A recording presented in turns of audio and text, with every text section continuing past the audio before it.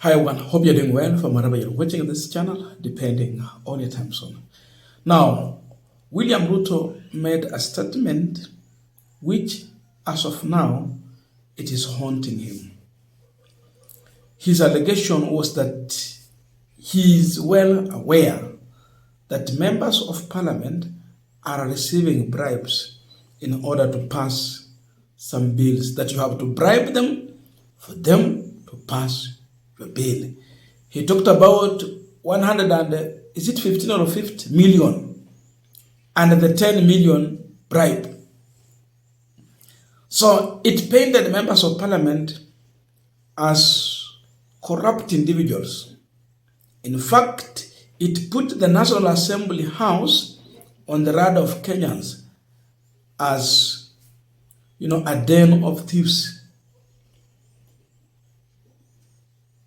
So, our members of parliament are in that shape.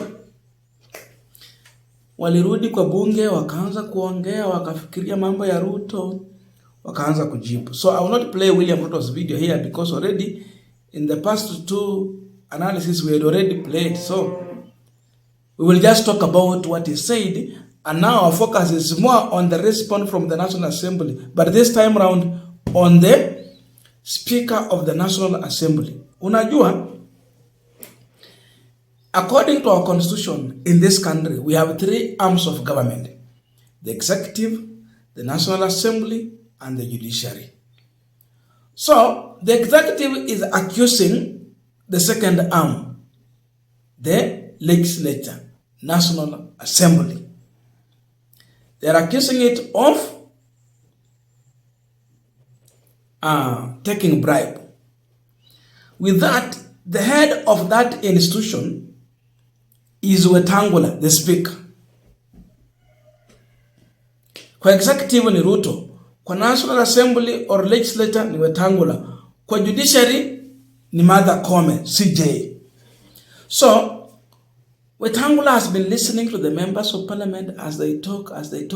Then finally, he made a statement. This statement has some weight on it.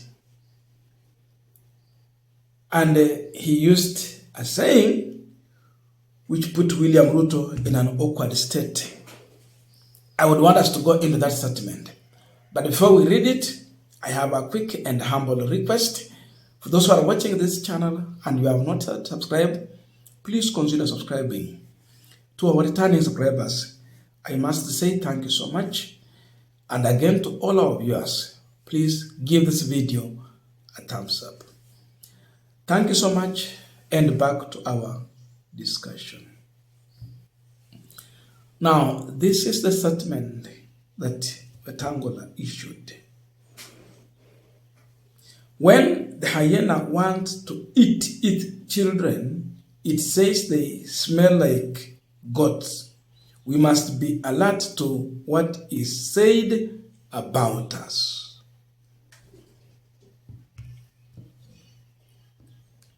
Yaani kwa Kiswahili, fisi akitaka kumula mwanawe, mwanzo huwa anasema ananuka kama kondoo.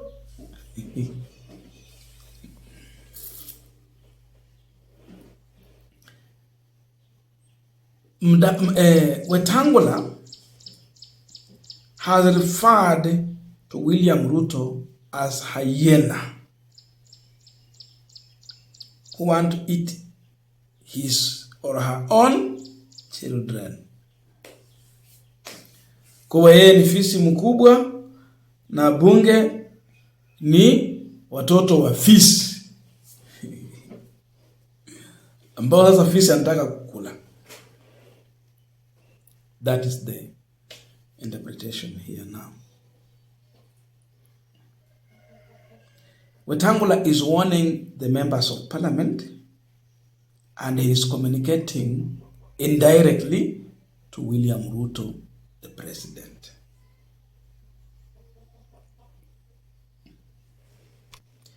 That since you want to deal with us a blow, you first of all put a blame on us.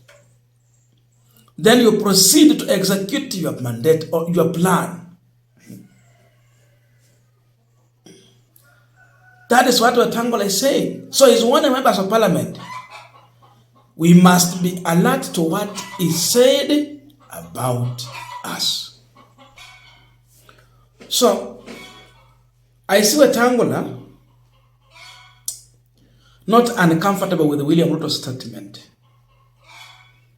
He did not took it well.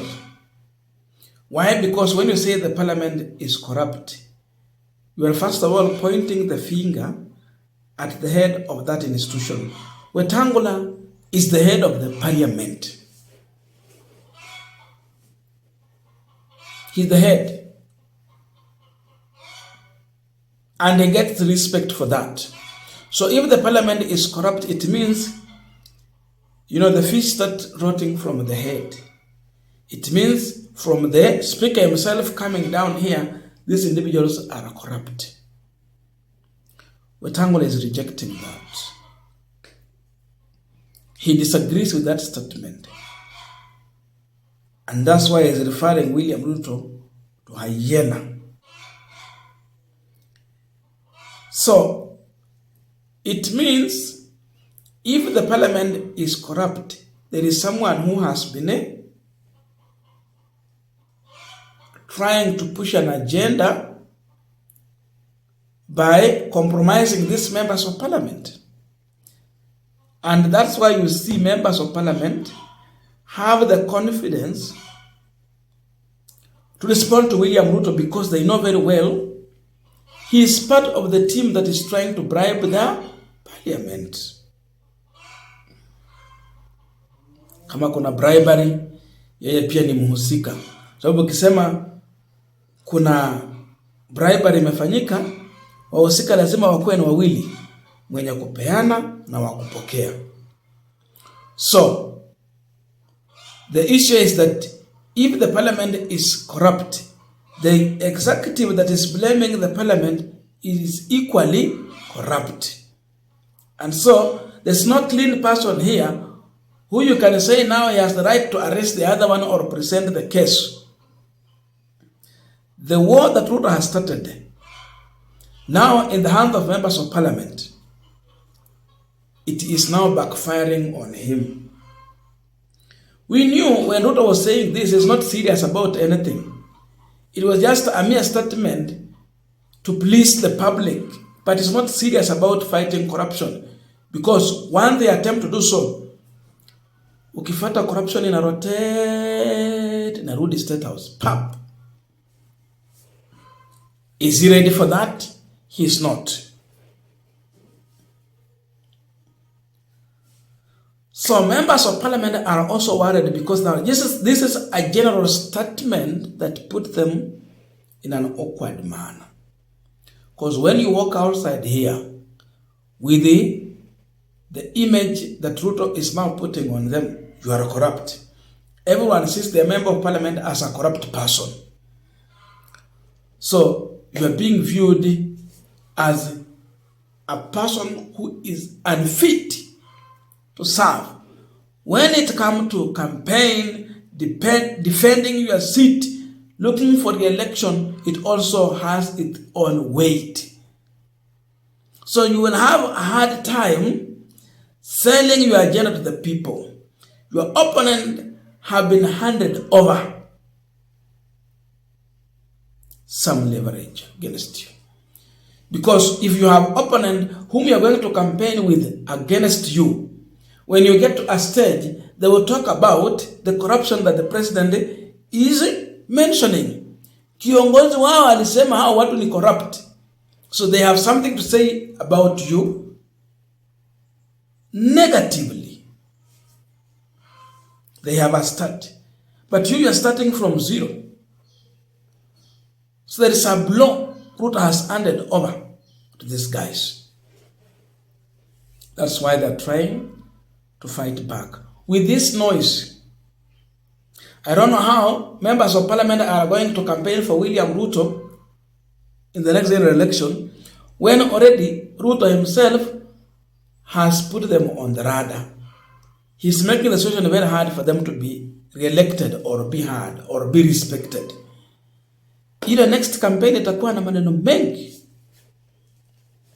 itaacha wa jamaa katika hali ngumu sana, kwa sababu vile mambo yalivyo sasa saizi, kupigia Ruto campaign ni shida. Ruto kupigia wabunge campaign. How would William Ruto come back and campaign for anyone in this parliament when already has told everyone that these people are corrupt? How will he convince people? Because he needs those numbers in UDA. It's going to be very hard. And that's now politics.